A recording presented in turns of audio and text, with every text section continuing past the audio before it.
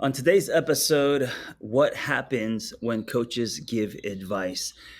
This is a very, very common topic. Noelle, good Hello. morning. How are Good you? morning.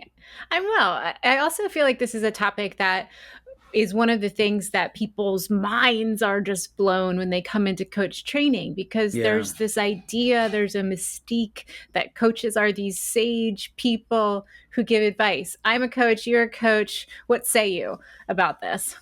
Well, it makes sense because usually giving really good advice is what got us here, meaning people around us um, have told us that you're really good at giving advice or helping Yeah. people, and then suddenly we're now pursuing coaching and we think giving advice is how to do it because that's what we've been doing.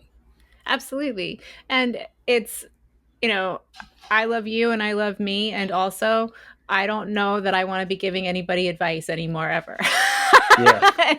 It's the art and science of coaching, the way that it's supposed to work, is so much more interesting, and it Hmm. creates so much more space than exploration. If you think about what advice does, if someone has an issue and they get an answer thrown at them kind of like a slingshot, it really shuts down all possible exploration. And coaching is actually based on the idea of, well, what happens when we ask questions?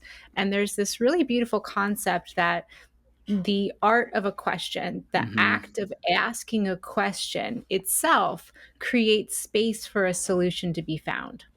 Yes, I think advice, even if it's amazing advice, and a lot of people are really good at giving advice, but just in general, I think advice makes things narrow because the advice is Mhm. coming from one person, your set of lenses, your story, and all that. And then when you ask questions, it becomes wide. And so in that expansion, there is more room for answers, for insight, for revelations, and a lot of stuff to happen.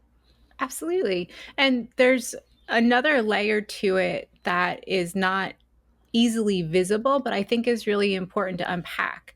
And that's the role of power dynamics in coaching and the idea of what it means when you're a client, when you give up control over your own Mm, life to someone who's going to tell you what to do. And we've all been there, in a position where we literally just want someone, anyone, just tell me what to do, make my decision for me, because that feels so nice and comforting, but yeah. it actually does you a disservice. And then as a coach, it's not equitable to be passing information to a client as if you are an expert in their life. And Hmm. what coaching is truly is a strategic partnership between two people where coach and client examine the issue co-equally, and Mm. each give their perspective. Well, what do you see? Well, what do you see? And so we want to be aware that we don't want to dismantle this strategic partnership and disrupt what should be a very equal exchange. Yeah. Yeah. I love what you said about the dynamic of the relationship because if you are someone who is always giving advice, you are now kind of coming at your client or, more acting like some kind of professor, maybe standing Yeah. behind the podium, feeling the most powerful relationships are usually when you're coming with your client. Yes. And also, as a coach, if you think that you're supposed to have all the answers, it's not sustainable because the pressure of that is going to sink you. Absolutely. And that's where your skill as a coach comes into play. I was talking with a student who had just joined our program, and he said, well, what happens when you run out of questions as a coach? Mm-hmm. And I said, well, you ask your client, what else is there to know? As there's always more. The forest of the interior of people are so deep. There's always more terrain to explore when we're getting into the human psyche. Yeah. Um, Something I think it's important to touch on here is that just because we're saying as a coach, you don't want to give advice, you want to create a co-equal partnership with your client, that doesn't mean that as a coach, you're not invited to the party to share your observations. Mm-hmm. Not at all. If we're actually thinking about what a strategic partnership is and why it's valuable, it's in the diversity of ideas. And there are so many different ways that as a coach you can bring your ideas to the table. I think brainstorming is a Mm. really great example of that. Um, what have you experienced in your sessions with clients when you have partnered to kind of figure out something? The word collaboration. Hmm. I give a lot of homework when I'm coaching, and the homework isn't something that I pass out. I can suggest, but usually it's, what do you think the homework should be? Let's talk about this together. And so when you're collaborating, you're actually empowering your client to um, make her own decisions and create solutions herself instead of taking something from you. Yes, 100%. And that's one of the benefits of the coaching process is that over time, your client begins to get in touch with their own capacity for decision making, right? And when, as a coach, we're constantly inviting our client to the conversation to share their view, asking our client, well, what did you think about what I just shared? Or, well, what would you do in this situation? Or what do you see in this situation? The client is gaining a repeated experience that their voice is valid, Not and only that that, but you're getting them to not see you anymore. That's the goal, right? The getting them to yeah, learn how to make decisions and sort things out on giving them tools. absolutely. Yeah. And when I think too, when coach and client can get to a place where both are sharing their own experience in the session, their own Hmm. intuition in the session.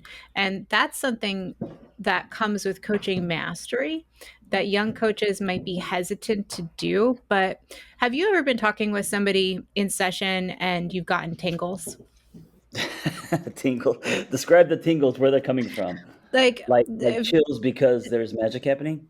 yeah, chills because there's magic happening, Yeah. or, someone says something and you just have this, like, feeling like, Yes. "Yes," Yes. "Finally, yes."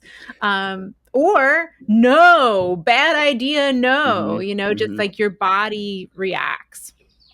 They usually happen for me after the session. Usually after the Really? session, I get quote unquote tingles. I also have a lot of revelations about myself. I take away a lot of things from the session. But yeah, usually after the session, I get a feeling of how it went, especially running a group session. Those are the ones that are really powerful for me. Awesome, Yeah. awesome. Yeah, I tend to have a lot of physical experiences in session.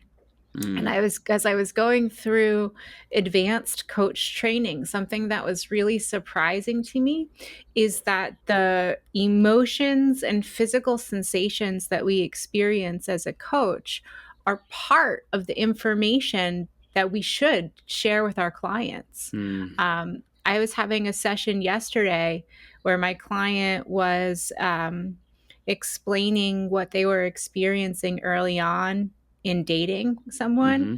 And as my client was describing the situation, I just got this like gross sick feeling and I was like, "Oh, this feels like a red flag."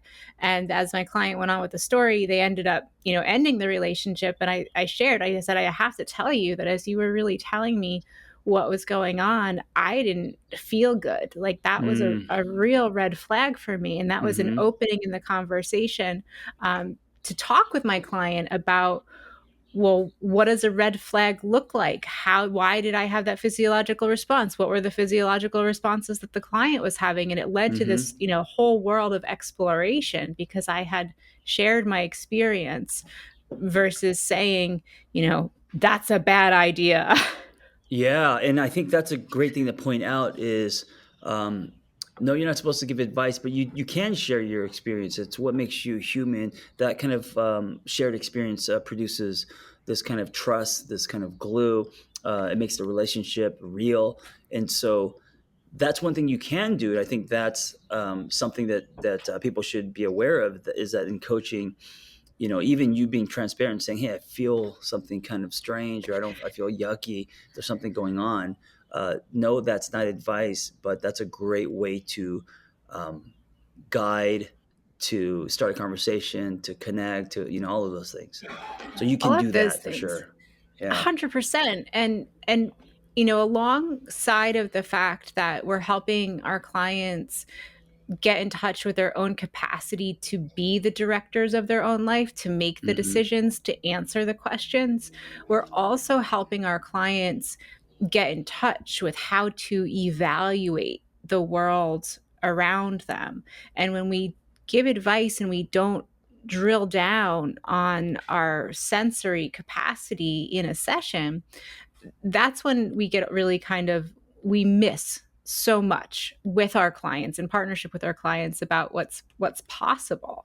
So even just getting into so I have a couple different sets of data to think about, and I'll give you a preview and then we can touch on them. So the first one is environmental data, Mm. like what's in somebody's environment. Another one is relational data, looking at specific relationships. A third area is looking at the difference between feelings and facts. And finally, there's, intuition. So Hmm. as we're kind of breaking this down and saying, okay, well, how are all of the different ways that a coach can help a client get in touch with looking at their own capacity? When we think about their environment, so I'm in Philadelphia, you're in California, Hmm. I have no idea what's going on outside your garage.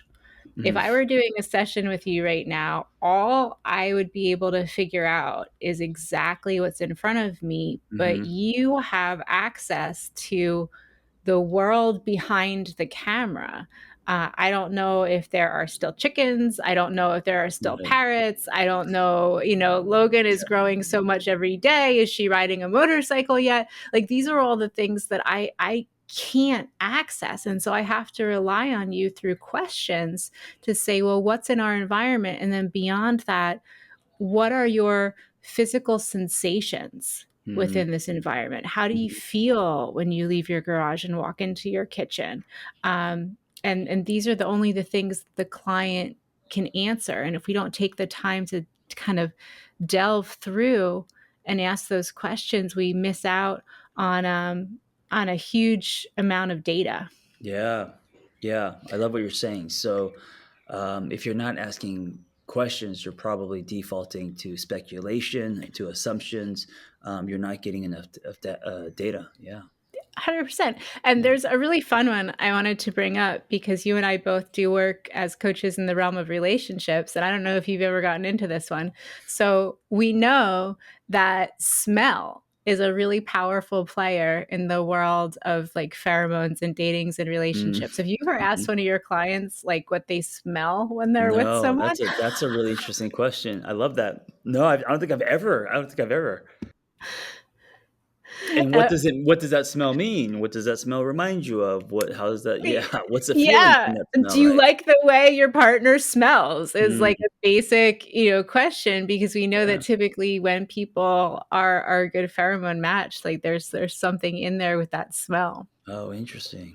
Yeah. Wow, that itself can be a whole session.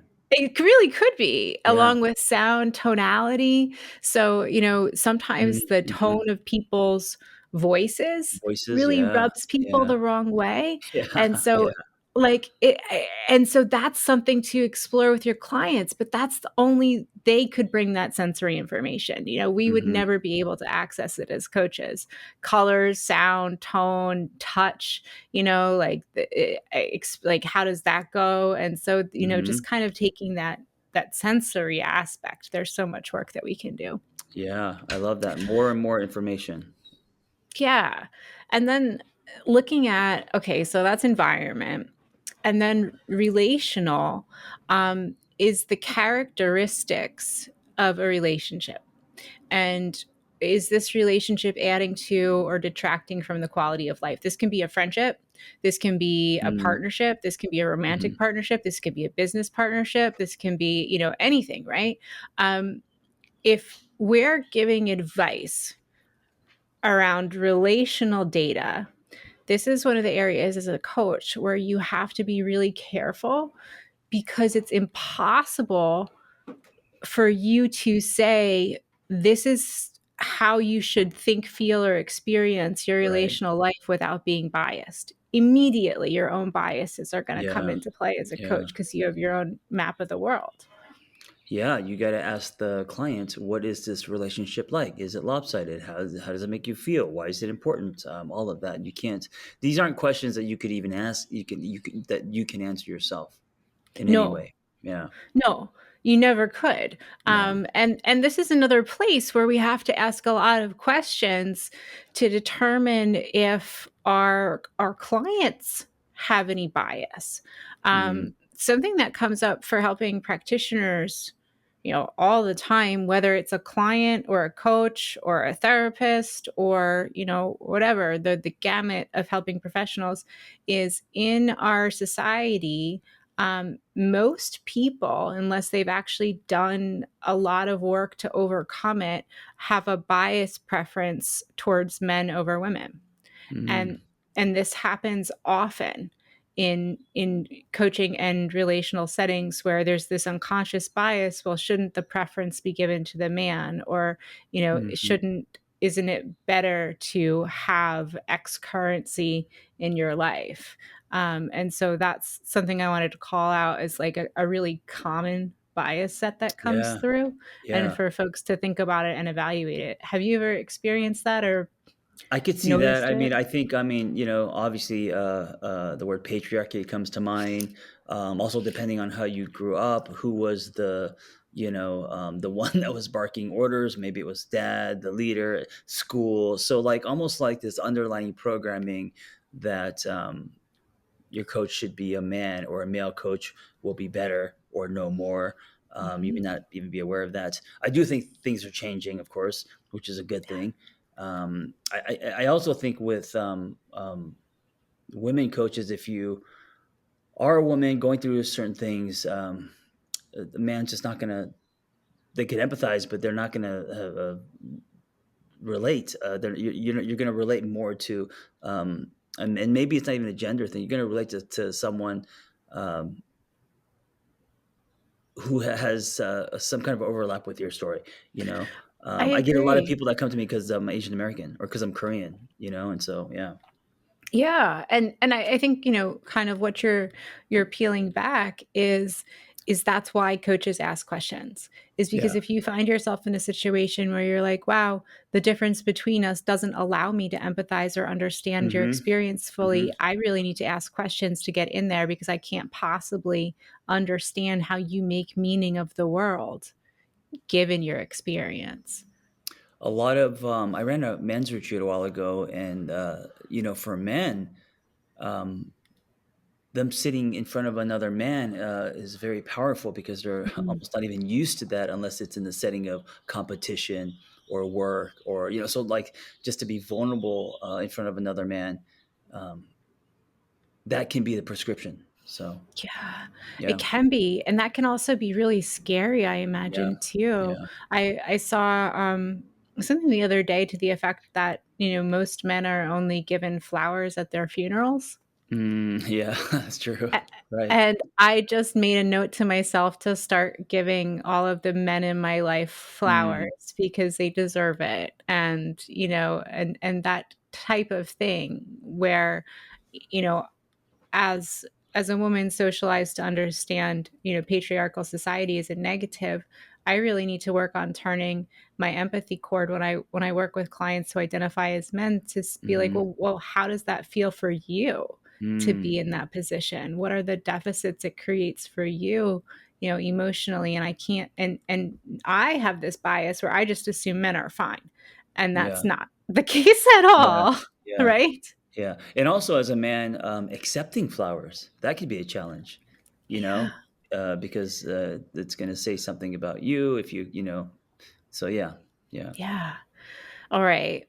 So let's get into feelings versus facts. This is Mhm, something that we big talk one. about often. Yeah, Yeah. And as coaches, sometimes we're listening to someone and we see the picture and we see the strategy and we're like, "Oh, here's what you should do," right? But number 1, that's not necessarily true. You can't say that. And number 2, but your client is having all of these feelings. And Hmm. so they might not be able to see the facts. And even if you shared your strategic plan, like you still have to get through, well, is this feeling telling you the truth or not? How do you deal with that as a coach? Well, I think helping the client first and foremost, separating, sorting out what is a feeling and what is actual factual. Of course, that could be a very blurry line, and because we feel something, we feel like it's true when that is not the case, and suddenly we're living in a lot of distorted thought. And I think that's when we really fall into that slippery well, and we Yeah. can't get out of our heads, and then it contributes to worse feelings and then worse thoughts in the cycle. So here's where I want to go with this one because I don't have an answer. And I thought between the two of us, we might be able to figure it out. Is okay, so we know that feelings aren't facts. We know that Mhm. oftentimes our feelings based on memory will lead us to develop a view of the world that's not necessarily authentic or in our interest or real. Like if Mhm. you it's like me being able to do box jumps, right? Like I'm perfectly capable of it, but I'm Yeah. scared when I Yeah. stand in front of that box that I can't do it, Sure. that I'm going to fall, whatever. And so my feeling prevents me from actually taking action. Right.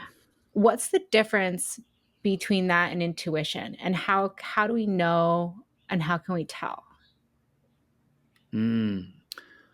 I think the difference between so what's the difference between feelings versus facts, or feeling what fear, and then the difference between that and intuition? Yeah, your intuition. Where because there have been times when I'll have like a genuine sense of knowing about a Yeah. situation. I think intuition, with that, there's a layer of something greater than you. I think Yeah. intuition, there's something greater than this kind of current fear that you're feeling. There's a knowing, and there's a power in that knowing. Instead of for using the box jump example, that's just a very kind of logical fear. You're feared. You have a you're scared you're going to fall off the box or get hurt. That's not like a. It's not. It's. I think it's like a two-dimensional fear, not like a some kind of greater than you intuitive fear. I don't know. Yeah, I think that's a great point. That when we're looking at feelings and facts, like there's logic to a feeling sequence. Like if Mm-hmm. you've lost something of value to you, you'll feel sad. If you Mm-hmm. think you're going to fall, you'll feel fear. But Mm-hmm. sometimes with intuition, there isn't a logic sequence attached. There's no Right. reason why you would say to yourself, I shouldn't turn left today. I should go right. Right. And then you avoid, an accident. And that I think is a really important thing for coaches to be able to drill down on and be aware of that we really need to get in there and listen to the client and from a multidimensional perspective to say, well, where is this coming from? Is this a sense of knowing? Is this a Mm. logical feeling sequence? Are there facts that we want to evaluate so that you can kind of swim through it? Yeah, and a good place to start is patterns. Yeah. What are the patterns in the client's story? When has a client felt something that was intuitive, and that was the right call? How many times, or when has it just been distorted thinking, or uh, feeling something and believing something's true because of how she feels? Yeah. Yeah. 100%. Beautiful. Well, this was an awesome conversation. Yes. And I hope anyone out there listening today learned something and will, even in your personal life, step Yeah. away from giving advice because questions and exploration is so much more powerful. I was going to say that. Yeah. Even if you're not a coach, just in your personal life with your friends, family, with yourself, when you're having conversations with yourself, instead of telling yourself what to do, ask yourself questions. Create more of a wider landscape, so things that you didn't even think about can appear, and you'll have more insight and revelations. Yep. Absolutely. Thank you for listening. Absolutely. Yep. Take care. Be well.